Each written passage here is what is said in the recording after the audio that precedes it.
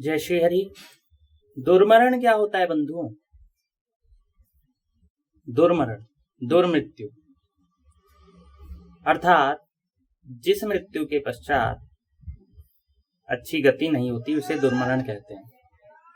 वो मृत्यु अपने आप में भी अच्छी मृत्यु नहीं कहलाती है, कष्टयुक्त मृत्यु होती है। तो आइए बताते हैं आपको शास्त्र प्रमाण से, गरुड़ पुराण धर्मकांड प्रेत कल्प अध्याय 4 से बताते हैं।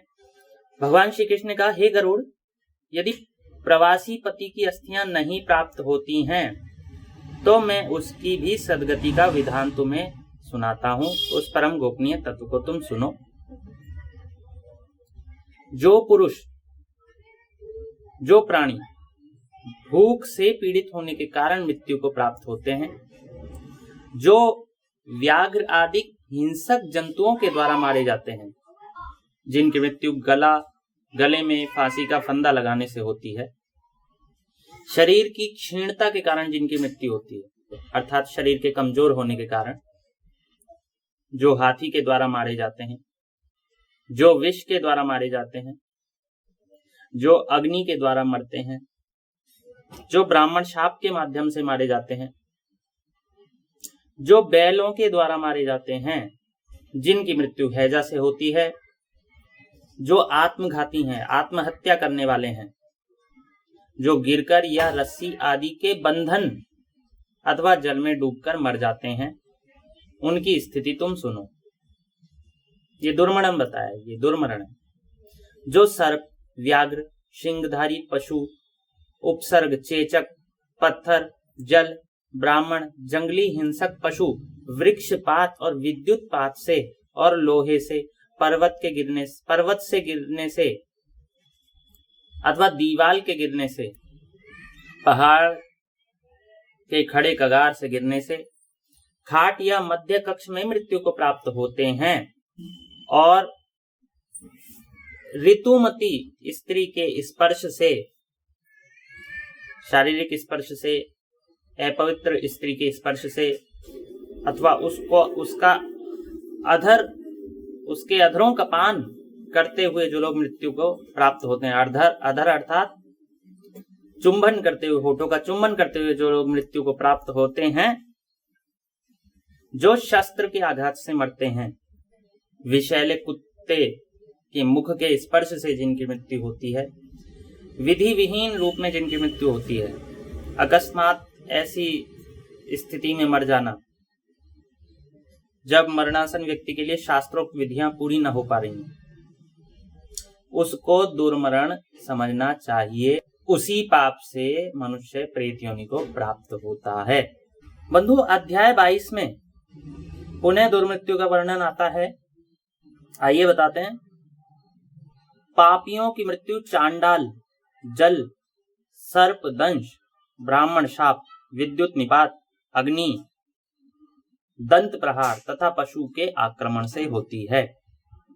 जो लोग फांसी लगाने से, विष के द्वारा और शस्त्र से मरते हैं, जो आत्मघाती हैं, जिनकी विसूचिका अर्थात हैजा आदि रोगों से मृत्यु होती है, जो क्षयादि महारोग, पापजन्य रोग और चोर डकैतों के द्वारा मारे जाते हैं, जिनका मरने पर संस्कार नहीं हुआ है, पर्वतों अथवा दीवाल के ढहने से जिनकी मृत्यु हो जाती है, निंदित दोषों से जिनकी मृत्यु होती है, जिनकी मृत्यु भूमि में नहीं होती, जिनकी मृत्यु अंतरिक्ष में होती है अर्थात हवा में। आप पलंग पर भी हैं, पहली मंजिल पर भी हैं, तो भी आप हवा में ही हैं, अंतरिक्ष में हैं।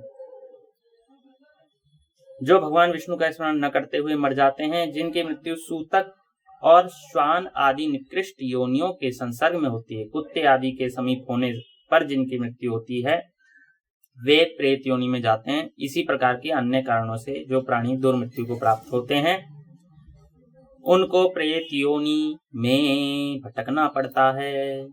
ये दुर्मृत्यु है। बंधु, अध्याय 35 में वर्णन आता है कि जिनकी मृत्यु पंचक में होती है, धनिष्ठा आदि 5 नक्षत्रों में जिनकी मृत्यु हो जाती है, उसको उत्तम गति प्राप्त नहीं होती। तो उसके लिए विधान है, फिर क्या क्या करें? दान आदि करें। वही सब मैं विधान आपको बता ही चुका हूँ, दान आदि और जो भी अनुष्ठान है। और जिस पुरुष की संतान परंपरा नष्ट हो जाती है उसे भी नरक की प्राप्ति होती है। इसीलिए कहा जाता है कि एक संतान अवश्य होनी चाहिए और विशेष रूप से पुत्र अवश्य होना चाहिए। पुनः श्री भगवान 40वें अध्याय में बता रहे हैं दुर्मृत्यु क्या है। जो ब्राह्मण खाई, नदी, नाला लांघते हुए और सर्प आदि के काटने से मर जाते हैं, जिनकी मृत्यु गला दबाने तथा जल में डुबाने से होती है। जो दुर्बल ब्राह्मण हाथी की सूंड के प्रहार से, विषपान से क्षीण होकर, अग्नि से जलकर, सांड प्रहार तथा हैजा रोग से मरते हैं, जिनके द्वारा आत्महत्या कर ली जाती है। जो गिरकर, फांसी लगाकर और जल में डूबकर मर जाते हैं। जो ब्राह्मण म्लेच्छादि जातियों द्वारा मारे जाते हैं वे घोर नरक को प्राप्त होते हैं। जो कुत्ता, सियार आदि के स्पर्श, दाह संस्कार रहित, कीटाणुओं से परिव्याप्त, वर्ण आश्रम धर्म से दूर और महारोगों से पीड़ित होकर मरते हैं। दोष सिद्ध व्यंग्यपूर्ण बात, पापियों के द्वारा प्रदत्त अन्न का सेवन करते हैं। चांडाल, जल, सर्प, ब्राह्मण, विद्युत निपात, अग्नि, दंतधारी पशु तथा वृक्ष आदि के पतन के कारण जिनकी अपमृत्यु होती है। जो रजस्वला, प्रसवा, अपवित्र और अन्य स्त्रियों के साथ सहवास से दोषयुक्त हो गए, वे सभी उस पाप से नरक भोग करके प्रेत योनि प्राप्त करते हैं। तो ऐसे व्यक्तियों के कल्याण हेतु नारायण बलि आदि का विधान कहा गया है। आपके यहाँ भी यदि आपके परिजन, आपके परिचय में यदि कोई दुर्मृत्यु को प्राप्त हुए हों तो उनको इससे परिचय कराएं, उनका परिचय कराएं इससे, अथवा इस चलचित्र को उनके साथ साझा करें, शेयर करें। आपके यहाँ यदि ऐसा हुआ हो तो प्रयास करें उसे दूर करने का। नारायण बलि वृषोत्सर्ग आदि कर्म कराने से आपके पूर्वज अवश्य ही प्रेत योनि से मुक्त हो जाएंगे और आपका कष्ट भी निवृत्त हो जाएगा। तो बंधुओं, ऐसा आचरण करें, स्वयं प्रसन्न सुख रहें, पितरों को प्रसन्न करें, अपने जीवन को उज्जवल बनाएं, सद्गति की ओर अग्रसर रहें। धन्यवाद। जय श्री हरि।